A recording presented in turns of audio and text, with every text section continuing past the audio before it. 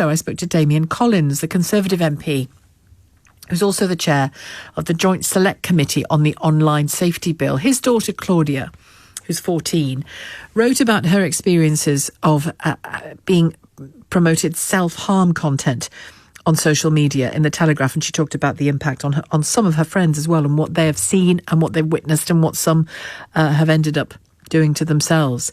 I started by asking Damian Collins about the gap between what children see on social media and what their parents know about it and can do. You know that when your child's using social media, they're on on their device accessing it. You can't stand as a filter between them and what they see, and you can try and educate them about how to look after themselves online, and therefore try and influence what they search for, what they seek to engage with. But what Claudia talks about in her article is something we've spoken about a lot together, is that this is content that is being pushed at them by the platforms themselves. This is content which has been selected and recommended for them, and includes very worrying images around self-harm, and Claudia has discussed this with her friends, and they've discussed what they see, what they're targeted with. They know of girls that have had problems as well, and it's very concerning. And she's genuinely worried. And part of her motivation really for writing the article was to speak out about that based on the real experiences her and her friends have had. One of the things I didn't quite understand, and it sounds very insidious to me, is when she says, you're just engaging in a very sort of day-to-day, perfectly pleasant, cheerful way on TikTok. And you see normal videos reflecting just day-to-day life, people having fun, people with their pets, whatever it happens to be. But then she says, when you are not fine, the app picks up on this. I mean, that is sinister, isn't it?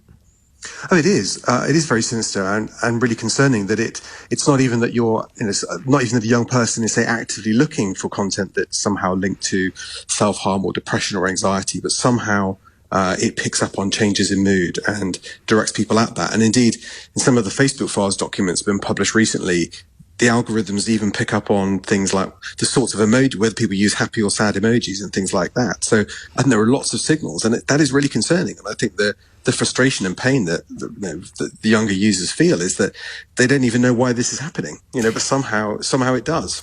And your daughter talks about the app's algorithms pushing young teenagers down a rabbit hole of constant anxiety and uncertainty.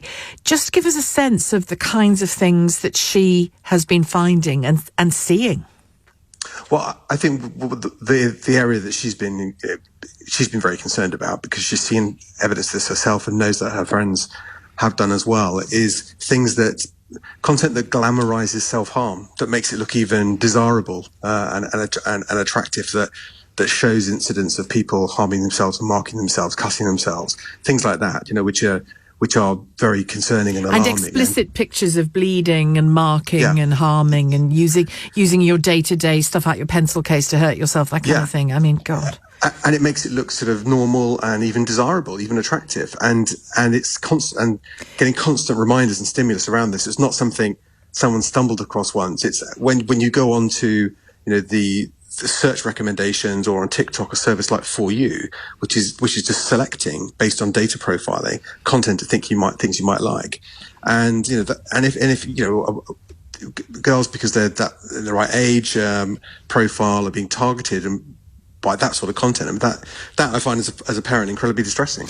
Also, Claudia, your daughter, refers to how those images basically, I think revere was the word she was using, certainly celebrate the idea that cutting, bleeding, marking yourself, sharing that activity with others is a means of a sort of communion with your friends, communicating with your friends, and a means of handling your emotions. I mean, we have to get in the way of that, don't we?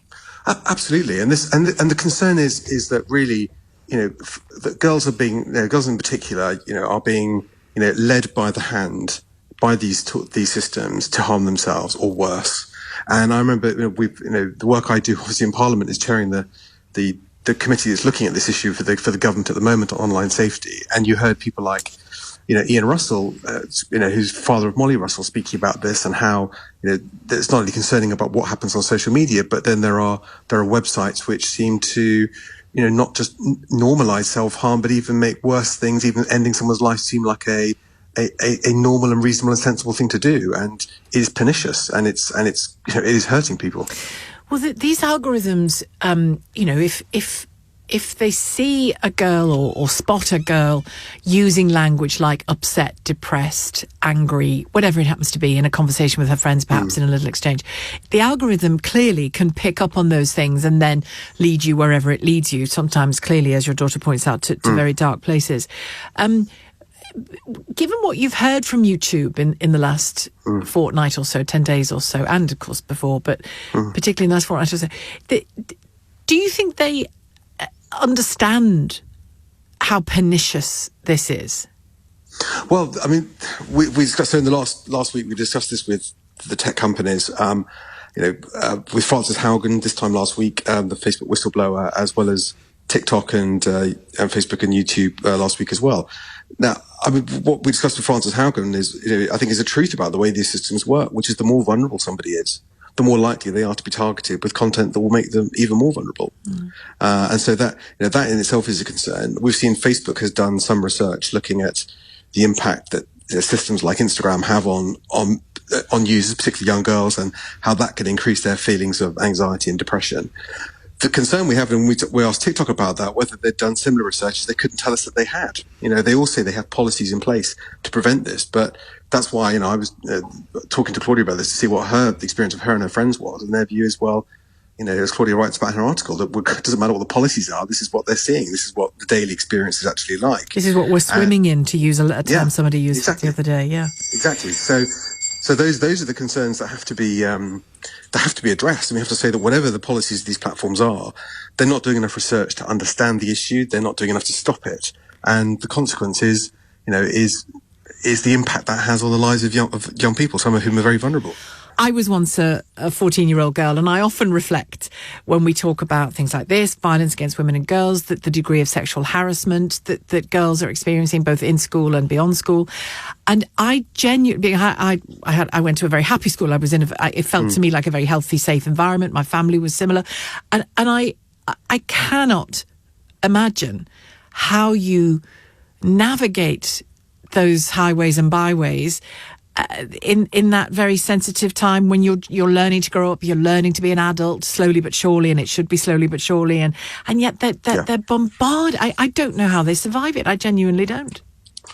And it's something you can't escape from as well, because you think, there was a time where even if someone was suffering from bullying at school, they could go home and that would be a safe space. There were things you could do to take yourself out of that environment. Here you can't. And in some of the research Facebook did, I thought something I found very chilling about their research on Instagram was, it wasn't just that it said that that girls suffering, I think it's like 30% of the girls surveyed had enhanced feelings of anxiety and depression from using Instagram, but they felt they couldn't stop using it because the fear of missing out, the fear their friends were on there, they had to be on there as well. It's where life is. It's where life is. That is what addiction looks like, when you can't stop using something you know is harming you.